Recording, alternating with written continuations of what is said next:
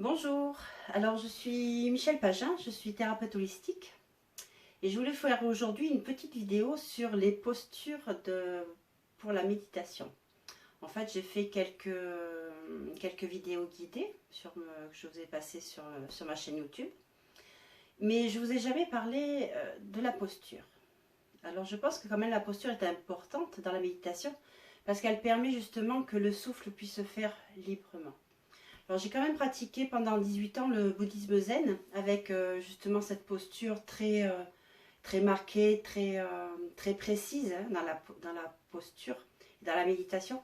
Mais c'est pas ce que je veux vous proposer aujourd'hui. Aujourd'hui je veux vous proposer mon expérience. Hein, quelque chose d'un peu plus... d'un peu plus cool quoi. Parce que c'est vrai que être trop rigide, c'est pas non plus la solution. Il faut être doux avec soi-même. Donc ça fait partie de ça. Alors la posture, en fait, on peut vraiment la commencer au tout début sur une chaise hein, ou sur un tabouret.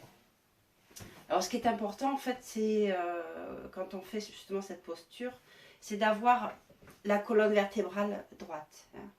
En fait, je parle souvent de la cambrure lombaire, hein, parce qu'en fait, on n'est pas comme ça avec, même si on prend une chaise, hein, on n'est pas le dos, voilà, comme ça.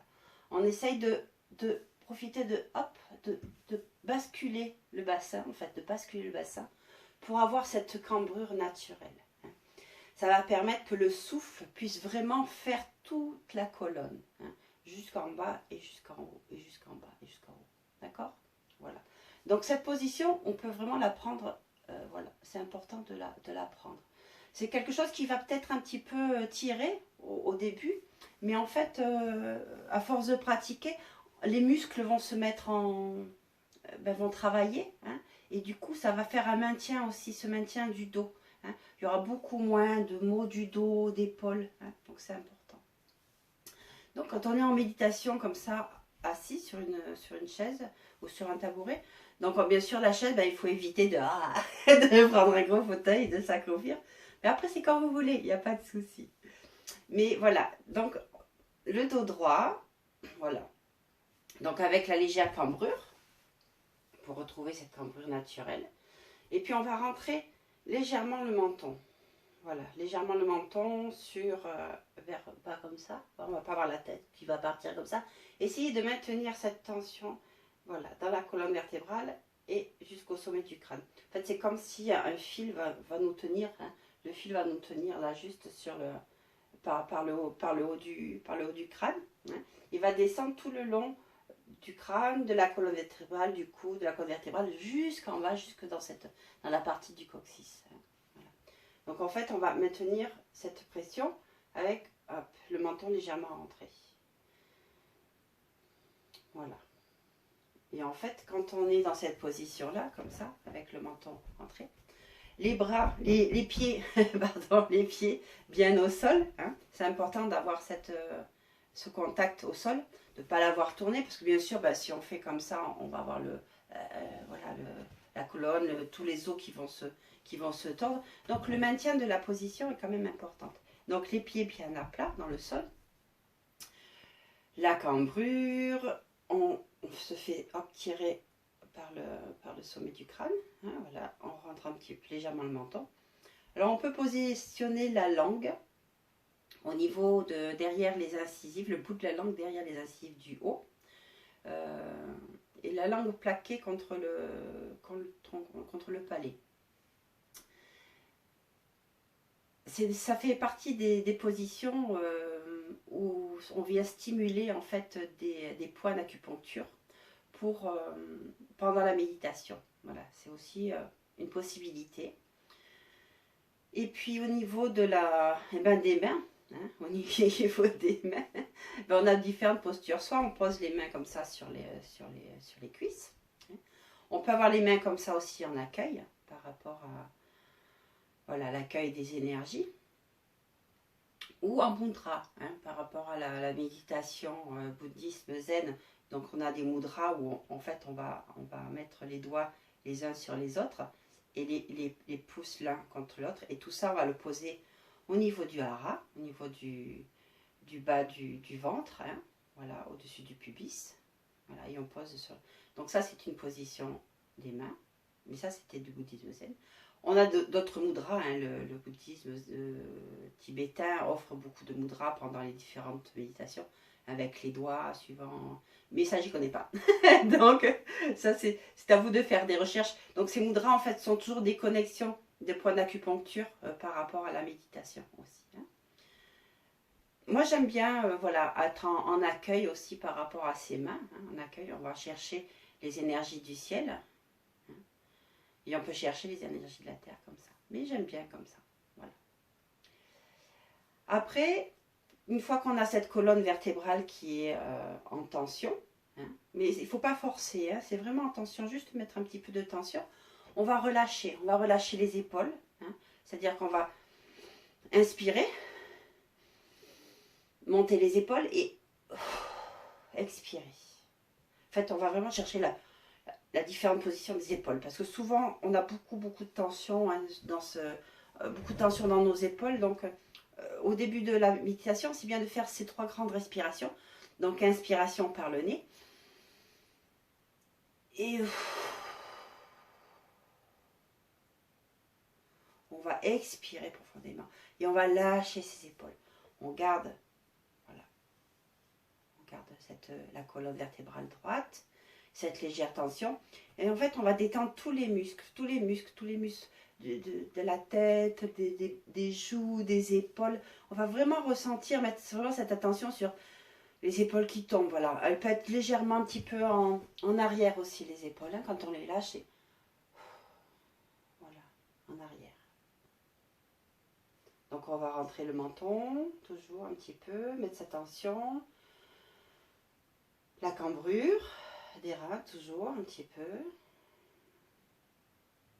Quand on aura fait nos 3 grandes respirations, alors bien sûr la première respiration on monte les épaules et on lâche, et sur les autres expirations, les 2 autres expirations, on ne remonte pas les épaules, hein, on met notre attention à l'intérieur des épaules et voilà, on va lâcher.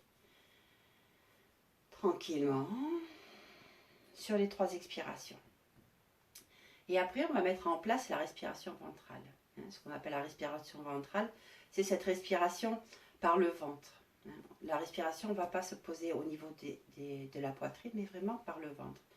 Donc à l'inspiration, le ventre va se gonfler. Je parle vraiment du hara, de là, hein, cette partie-là. Hein. Donc ça va se gonfler à l'inspiration et rentrer à l'expiration. Mais sans forcer. Hein. On ne fait pas des respirations de yoga, où vraiment dans la respiration de yoga, on va chercher et on va vraiment rentrer le ventre. Là, non. Juste naturellement. Au début, il faut un petit peu mettre en conscience cette respiration. Hein, donc, dans l'inspiration et dans l'expiration. On va rentrer légèrement. Et comme ça. Inspirer, expirer. Et dans la méditation, on va mettre en place donc cette respiration et la faire naturellement. Voilà, donc on fait les 3 grandes respirations, les grandes inspirations. On va souffler 3 fois par la bouche et après, on va se connecter sur notre inspiration et notre expiration. Voilà. Alors après, on peut faire des méditations guidées. Donc vous trouvez hein, sur Internet, il y a beaucoup de méditations qui existent. Bah, sur ma chaîne YouTube, j'essaie de vous en mettre un petit peu maintenant. Mais voilà, trouvez votre position. Après, si vous êtes plus souple, vous avez toujours la possibilité de faire ça sur un coussin.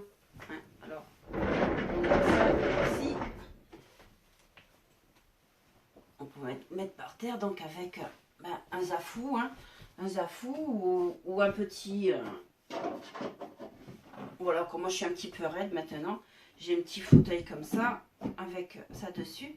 Et puis ça me permet de me mettre à genoux dessus, comme ça.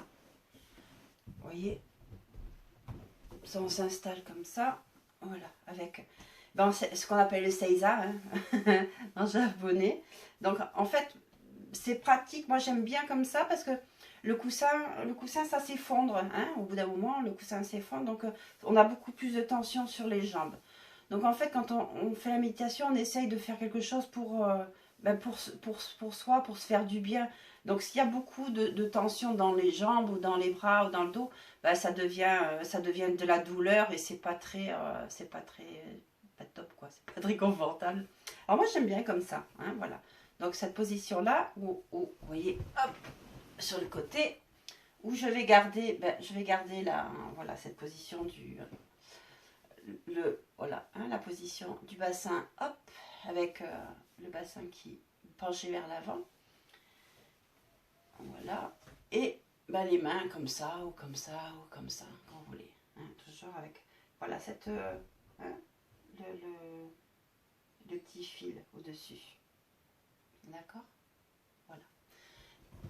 Donc, il y a cette position-là, qui est pas mal. Moi, j'aime bien. Ou sinon, ben, si vous êtes adepte du coussin du Zafou, ben, vous avez... Donc, vous pouvez toujours faire ça avec le coussin. Hop, voilà, comme ça. Toujours, mais voyez, le coussin s'effondre plus, donc il y a plus de tension sur les bras, hein, sur les jambes. Voilà. Et après, sinon, vous avez vraiment les positions, les petites positions de méditation. Hop, vous avez voilà, le demi-lotus. Donc toujours ces positions-là avec hop, la jambe au-dessus. Mais là, on commence déjà à être plus, voilà, quelque chose de... Hein, voilà, toujours avec la position, hop, la cambrure, hein, naturelle du rein sans forcer. Et voilà. Donc toujours le dos droit, le menton rentré.